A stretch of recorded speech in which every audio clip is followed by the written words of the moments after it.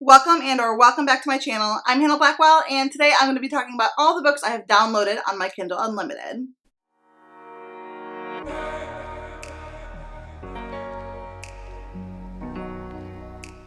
So as a romance and fantasy romance girly, I am totally locked in to my Kindle. I have my Kindle attached to the hip basically at all times. I adore Kindle Unlimited because it's a wonderful service where you get to download 20 books at a time and just read unlimited basically just for like a monthly fee. And I honestly think it's so worth the money, especially if you actually use it, which I do, because I feel like all of the best fantasy romances are on Kindle Unlimited. So, plus you have a lot of awesome indie books of all genres like fantasy and horror, thriller. There's just a lot of really good stuff. And so I adore Kindle Unlimited. So I'm going to be talking about all of the books that I have downloaded on my Kindle Unlimited at this moment. I think it's 20 books. It's usually 20 books, but we'll just go through them. These are all going to be romance. I actually think that they are all fantasy romance, paranormal romance, monster romance, that kind of thing. So let's just go ahead and get into it. But before we do, I just want to let you know all of my social media is linked down below in the description in case you want to follow me on Goodreads, Instagram, or Twitter. Please don't forget to click the like button and subscribe if you haven't already. Comment down below and let me know what you have read recently that you really enjoyed if you read it off Kindle Unlimited. Or let me know too which one of these books I should really prioritize because there's 20 of them and obviously I'm not going to get to all of them soon. Plus a lot of times they rotate around just depending on my taste and like what I'm in the mood for. So yeah. If you're interested in videos like these, I'm going to have all of my previous Kindle Unlimited videos linked down below if you want to see like what I've had downloaded on Kindle Unlimited in the past. But let's just go ahead and get into this list because I do have 20 books to talk about. So the first book I have here is Bonded by Thorns by Elizabeth Helen. And this is a Why Choose fantasy romance, and I believe it is a Beauty and the Beast retelling. I don't think I've ever read a Beauty and the Beast retelling that was Why Choose, so this definitely intrigued me. I've seen this on a few of my friends' TBRs recently as well, and it really, really intrigued me. The cover is absolutely gorgeous. I love covers that are like close-ups of like a woman's face where there's like lots of flowers, and I thought this one was really cool. So the synopsis says, "For beastly princes, one awkward bookworm." I mean, come on. 4 princes, 1 bookworm. That sounds like it's gonna be a good time. An enchanted world of fae, magic, and danger. I've always loved fairy tales. I never imagined I'd actually be in one. And it looks like her father travels to the enchanted realm of the fae, and she has to go after him and save him. Very much a Beauty and the Beast retelling. So far, it sounds like it's going very similar to the actual original Beauty and the Beast. And so she trades her freedom for her father's life. So instead of being imprisoned by 1 beast, she's imprisoned by 4 fae. And these fae apparently turn into beasts at night. I don't know what that means, what kind of shifters they are, but I'm looking forward to finding out. So this sounds really good, and I think I'm not sure if this is going to be a series or not, or a standalone, but it definitely looks awesome. The next book I have on here is A Dawn of Onyx by Kate Golden. I've also seen a lot of my friends talk about this book recently, and what sounds really cool about this world is it seems to be inspired by crystals. Like there's different kingdoms and they're each their own crystals. So I'm assuming... So it says, captured by the King of Darkness, forced to find the light within, Arwen never expected to be the brave one. Offering her life to save her brothers, now she's been taken prisoner by the most dangerous kingdom on the continent. And so she is taken prisoner by the Onyx King, and so this sounds like it's gonna follow like a captive-captor fantasy romance vibe. And as you guys know, captor-captive is one of my favorite tropes. And from what I'm seeing, a lot of my friends have read this and rated it well, so I hope I like it too. I think this is gonna be a series, and so I love sinking my teeth into a good fantasy romance series. So the third book I have on this list is The Demon Court by Emma Hamm.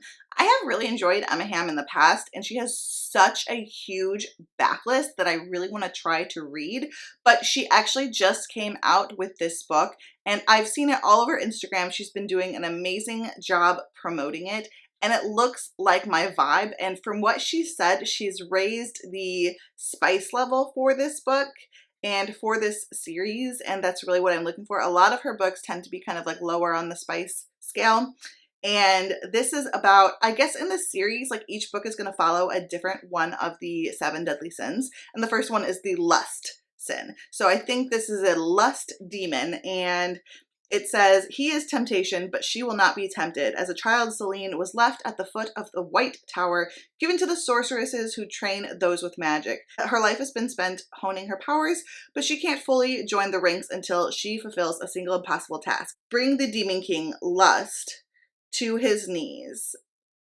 Ooh, okay. So I think this is going to be really spicy. The artwork I've seen on Emma Hamm's Instagram for this book has been gorgeous. And it's honestly like, I feel like mostly the art that has me really, really interested to read this. The only thing is that it's kind of long. It's like over 500 pages. And I feel like oftentimes when the first book in a fantasy romance series is that long, it's kind of like harder for me to get the motivation to read it. But I do really want to read that one. I think you guys have heard me talk about this book before in either like maybe recent TBRs or just like other videos, but the next one is How to Marry a Marble Marquise by Sam Niscasta.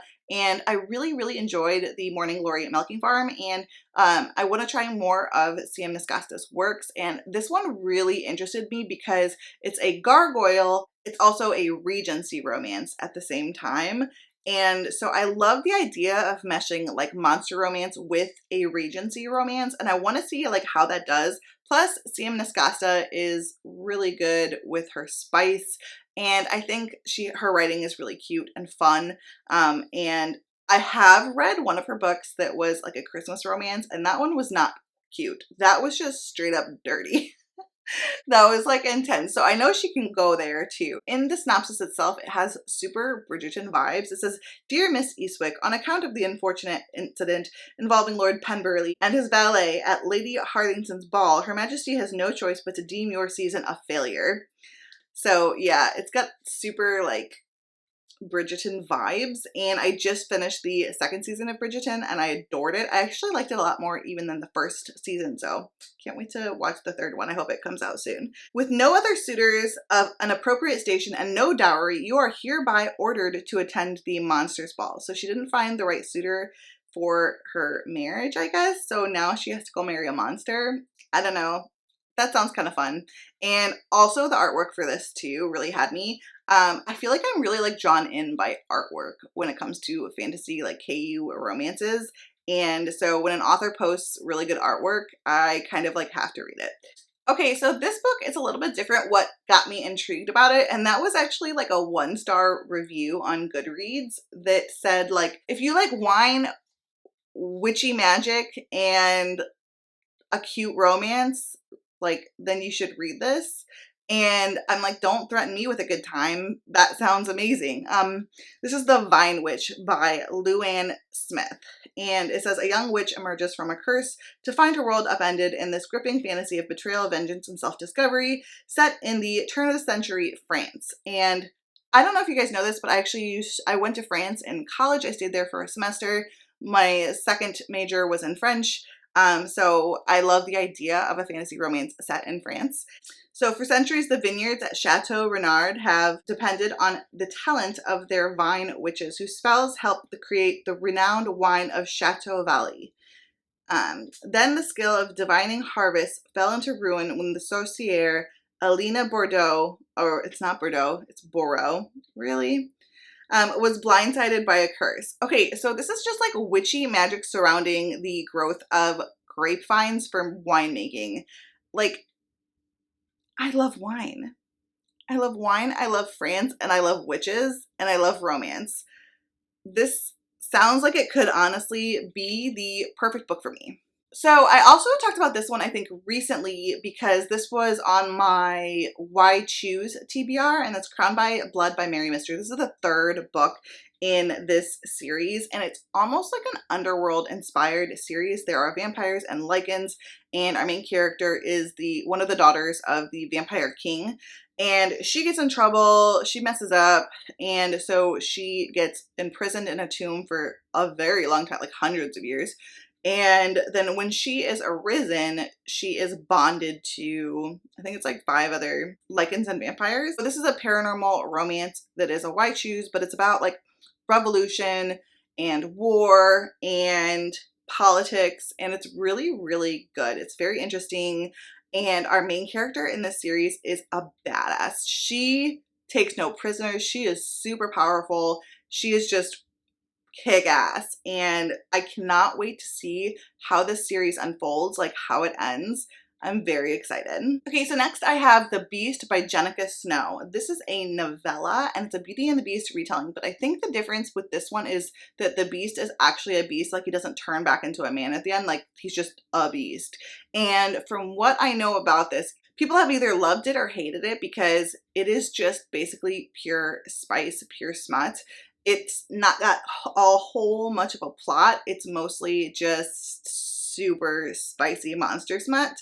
And so I think this could be a lot of fun just to like throw in as like a palate cleanser in between books. And I think it could even be good for the 24-hour readathon I do have coming up with Jess and Issa.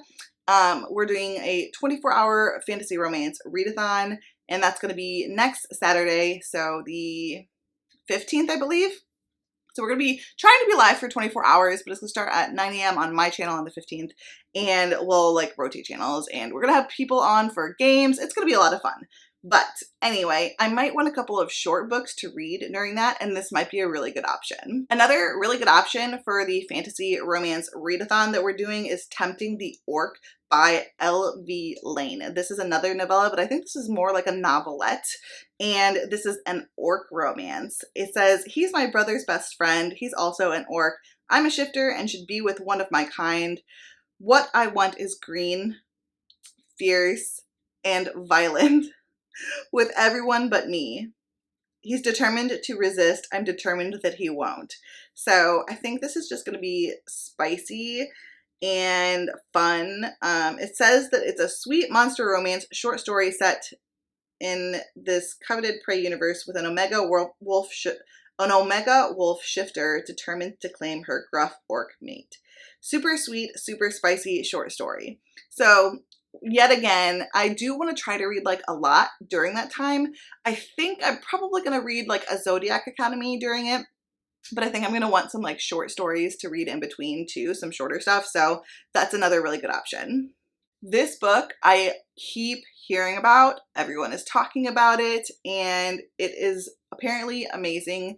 But yet again, the books in the series are so long that it's kind of intimidating, and I know, I read super long, like epic fantasy a lot of times and stuff like that, but when I read a fantasy romance, sometimes I don't want it to be super long, but I mean, here I am reading like Zodiac Academy books that are like 600 pages, but listen, okay, don't judge me. The point is, okay, this book is called Blood Mercy. It's by Vila Roth. Everyone is talking about this. This is a vampire fantasy romance, but I guess the vampires in this are a little bit different. And they are not actually called vampires. They're called Hesperines. And our main character is the daughter of the king, but he's like a really bad, evil guy. And she falls in love with this Hesperine. And apparently this romance is really sweet. I'm gonna guess there's a lot of like politics and world building in this because I've heard just amazing things. It's apparently slow burn, steamy, and it's got a classic fantasy world building. The covers for this series are absolutely stunning. And I want to read it, but I also, part of me is like, I kind of want to own all the books in the series first. Is that weird? That's not usually my personality. Usually I'm like, okay, read it on KU and then I'll pick up if I read it and I liked it or whatever. But these covers are so gorgeous. They're just like gorgeous works of art, and I kind of want to own them. Okay, so this book is the second book in the series. It's a sequel. This is Children of the Fallen Gods, and it's a sequel to Daughter of No Worlds. It's the second book in the trilogy by Carissa Broadbent, and I'm sure you've heard of it if you read or watch a lot of fantasy romance booktube, or you read a lot of fantasy romance books, because it's been getting a lot of hype recently, and it's for good reason. I gave the first book in the series 5 stars. I adored it. And I had a really good time with it. Our main character, she has magic, but she is in prison. She's enslaved. And then she basically gets free from slavery when she's an adult, and she decides to go to this place called the Orders and try to learn more about her magic and try to convince them to help come to her homeland to basically right the wrongs that have happened there and, you know, take vengeance on the slavers that are enslaving people. So when she gets there, she is assigned to Max to train her, but Max doesn't really want to train her. But he does decide eventually to do so. She starts learning more about her magic, and there is also a romance between her and Max. And it's just really sweet, really well written. I adored the main character in this series. She is really smart, really quippy. She is just really, really strong, and at the same time, she's just really smart about the way she goes about things, the way she talks. She's really funny. I love the main character in this series. She's so strong. She's been through so much, and it's just, I don't know how to explain it, but I immediately like felt really drawn to and connected to the main character. And I think that says something about Carissa Broadbent's writing, that she can get you connected to a character so fast. So the character development definitely in the story is really, really good. And I'm looking forward to picking up the sequel. I really want to read that series before I get to Serpent and the Wings of Night, which everyone's freaking out about, but I really want to get to it, but I really want to read this series first before I do, so hopefully I get to it soon. So I have here The Coven by Harper L. Woods and Adelaide Forrest. I love that name, Adelaide. So this says, revenge, raised to be my father's weapon against the coven that took away his sister and his birthright. I would do anything to protect my younger brother from suffering the same fate. My duty forces me to be my father's weapon against the coven that took away his sister and his birthright. I would do anything to protect my younger brother from suffering the same fate. My duty forces me to the secret town of Crystal Hollow and the prestigious Hallows Grove University, where the best and brightest of my kind learn to practice their magic free from human judgments. Okay, so we have witches and a magic school, covens, maybe some politics. It says, the only animosity I face comes from the beautiful and infuriating headmaster, Alaric Grayson Thorne, a man who despises me just as much as I loathe him and everything he stands for. So this looks like it's going to be an enemies to lover, like professor, actually like headmaster relationship. And I don't think I've ever seen that before. Actually, it's like a teacher student, not a headmaster student, if that makes sense. And I'm always down to find more witchy fantasy romances. But the next one I have here is Feral Sins by Susanna Wright. This is a werewolf like shifter romance. I'm trying to try more shifter romances because I feel like I haven't read as many as I want to. I especially like to try some more Omegaverse stuff, but it says, when female wolf shifter Taryn Warner first encounters Trey Coleman, at an alpha male wolf shifter with a dangerous reputation, she's determined to resist his charms. After all, Trey, who was only 14 when he defeated his own father in a duel, can't have anything to offer the talented healer besides trouble, so she thinks. Somehow they enter like a fake dating situation, and I think that's kind of fun. And they're trying to convince the other packs that like they're actually together. And so it's like enemies to lovers, fake dating, but with wolf shifters. And also I think that the audiobook for this comes with KU, so I don't have to pay for it. And I think that's part of also why I picked it up, because free audiobook. So I have another paranormal witchy fantasy romance here, and that's Don't Hex and Drive by Juliet Cross. This is the second book in the series. The first book is The Wolf Gone Wild. I think it is Wolf Gone Wild, something like that. That book was pretty good. I wasn't actually a fan of the hero in that, and that kind of lowered my rating because it made the book less enjoyable because I just didn't like the hero. So I did like the world building. I liked the writing otherwise, and like I liked the heroine. I liked everything about the book basically except for the hero. So I definitely want to try the second book in the series because I think it was super, super promising. And this one is just basically about one of the other sisters. So I think each book in the series is going to follow one of the sisters that's in this family / coven. And this one follows Isadora, and she has these conduit powers of growth and healing. But she has to partner with a vampire named Devraj. They are working together on this case, and they develop a relationship, and it goes from there. So I don't know. We'll see. I think that this series could be very promising, and I do want to continue on. I hear really good things. So the next year I have The Grim Reaper's Lawyer by May Monique. I have really been into trying to find like paranormal and fantasy romance books that follow like demons or different kinds of creatures other than shifters and vampires and fae and like the norm. And so this one really caught my eye. And it says, when having to decide between spending her afterlife in hell or as the Grim Reaper's lawyer, it's not even a hard choice for Joyce Parker. So she becomes the Grim Reaper's lawyer. It looks like the Grim Reaper needs like a favor from her, and he needs her to represent him in the newly reformed Reaper's Court, and they seem to develop a romance together in the process. And it says, what starts off as a favor turns into a whirlwind of chaos, with Joyce and the Grim Reaper being in the center of it all. So it sounds like it could be a really fun time. I'm hoping for really good things about this. I've never read this author before, but like I said, the synopsis and the concept for this book sound really, really good.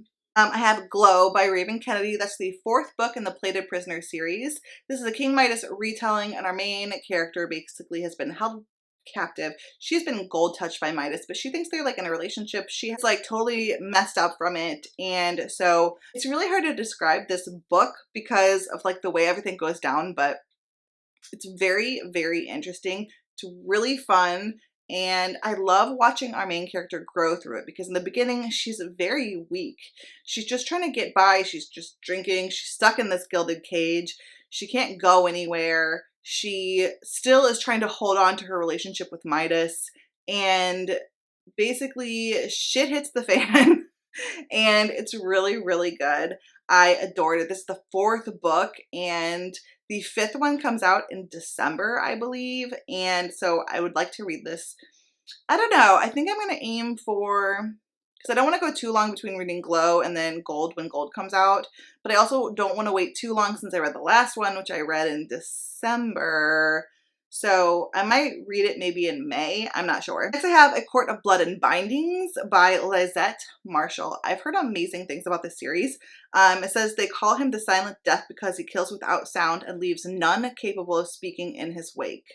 When the Empire's deadliest fae murderer catches her wielding forbidden magic, 20-year-old Emlyn believes her hour has come. Instead, her inhumanly beautiful captor spares her life but carries her off on his velvet wings. Oh my god.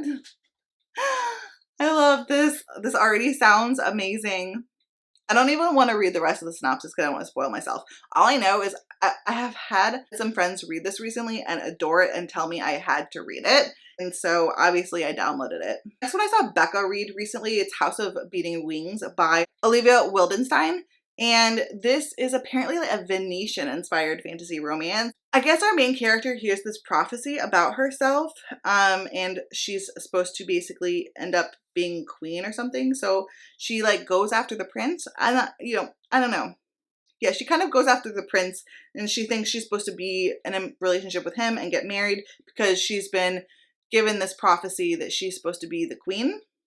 Really all I know about this. I think the main character makes some dumb decisions, and it's just one of those ones that keeps like messing everything up. But I know Becca has been reading the series. She just finished the 2nd book too and seems into it, so I thought I would try it out. The next book I know has been circulating booktube for a little while now, and that's A Kingdom of Stars and Shadows by Holly Renee. This is a fantasy romance that I hear is like higher on the spice scale. It's shorter, like the books aren't super long. They're each less than 300 or 400 pages. And this is like a fae world, and I think that there's like a veil, and it kind of separates the two worlds. It says, destiny or desire, where does your allegiance lie? I am told my union to the crowned prince will determine the fate of my kingdom, but it isn't my betrothed who haunts my dreams. It's the half-breed prince who stands at his side. Okay, I got that confused with another book, so it's not the veil book. Okay, so this is cool because it's her betrothed brother that she is into. So kind of a forbidden romance. And like I said, I hear the spice is really good and like a lot in this book. And I really like some like shorter fantasy romances that have the spice level, but still have some like action and adventure kind of mixed in there. And so I've heard pretty good things about this. I think it depends on like what you expect going into it. I think people expecting like more world building and a more unique magic system and things like that like are less impressed because this is more like of a romance forward fantasy romance. And because I know that, I think I might enjoy it more just because I'm already like prepped going in. Okay, the next book I have here is a book that I'm currently reading, and this is The Zodiac Academy 4 Shadow Princess. This is by Carolyn Peckham and Susan Valente. And yeah, this is the fourth book, so I can't really talk about what's happening in this book. But in the first book, basically, we follow these Gemini twins, and they're in the real world, like our world. And very quickly, a teacher from this place called the Zodiac Academy shows up and says, like, y'all need to come with me. You're actually changelings, and you belong in the Fae realm, and you should be going to the Zodiac Academy and learning about your skills. These two characters are really down on their luck. They don't have a lot of money. They were orphan, so they don't have a lot of money. They just have really had a really hard life so far. And they just want to get their inheritance because they are told if they graduate, they will get inheritance because apparently their parents were very well off. Well, it turns out you find out pretty early on too, once they get to the Zodiac Academy, that their parents were actually the king and queen of this Fae realm. And so they are the heirs to the celestial throne. But there are also 4 other heirs to the celestial throne because since their birth, when their parents died basically shortly after they were sent to our world. And once their parents died, there was these 4 men that took over, these 4 people that took over the running of the kingdom, and their sons are the heirs to the throne currently. And they're like ahead of these girls. They have been prepping their whole life to basically rule the kingdom together. And so when the girls show up, they are not happy. And so this is a bully romance. They do everything in their power to get the girls to leave the school, but the girls just want to stay. They don't want the throne. They just want to learn about the magic and get their inheritance. So romance and craziness and ridiculousness ensue from there. This is truly like smutty adult Harry Potter, but with like astrology and fae magic as the magic system. I think I read the first 3 books and the prequel novella within like 4 days. And then I had to take a break because I had to finish another book for a live show. And now I am working on this 4th book currently, and I'm really enjoying it. The next book I have on this list is Gothicana by Rue Nix, and this is a professor-student relationship at this super gothic haunted mansion school. So I think this is going to be gothic vibes. I hear the writing is not great. I hear that it's high on the smut scale though. There's like a lot of spicy smut and steam, but it's like just vibes and steam basically. So not to expect a lot from the plot or character development. Just go in for the smut and the vibes basically. And I'm okay with that. Y'all know me. I'm okay with that. So it says, an unusual girl and an enigmatic man, an ancient castle, what could go wrong? An outcast her entire life, Corvina is left adrift after losing her mother when she receives an admission letter from the mysterious University of Verenmore. She accepts it as a sign from the universe. The last thing she expects, though, is an olden, secluded castle on top of a mountain riddled with secrets, deceit, and death. And it looks like she develops a relationship with one of her professors, I believe, and I'm excited for this. I'm really wanting to try like some more gothic romances and all vibes. Like if I could get some dark academia vibes without the dark academia, you know what I'm saying? I just want the dark academia but make it smutty, you know? And that's what I'm looking for more of that. So if you have any recommendations, let me know. Okay, so that's it. Those are all the books that I have downloaded on my Kindle Unlimited, and I'm excited to get to all of them. Let me know which book you think I should read first after I finish Zodiac Academy, obviously. But I hope you liked this video. If you did, don't forget to click the like button. If you haven't already subscribed, but you like this content, go ahead and click the subscribe button as well. All of my social media is linked down below in the description, including my Goodreads, Instagram, and Twitter. Until next time, fellow readers, keep reading and living your best life. Guess you're trying to stay strong and fake a smile until I look away. But I've known you too long, it hurts to watch your blue eyes fade to gray as you fade away.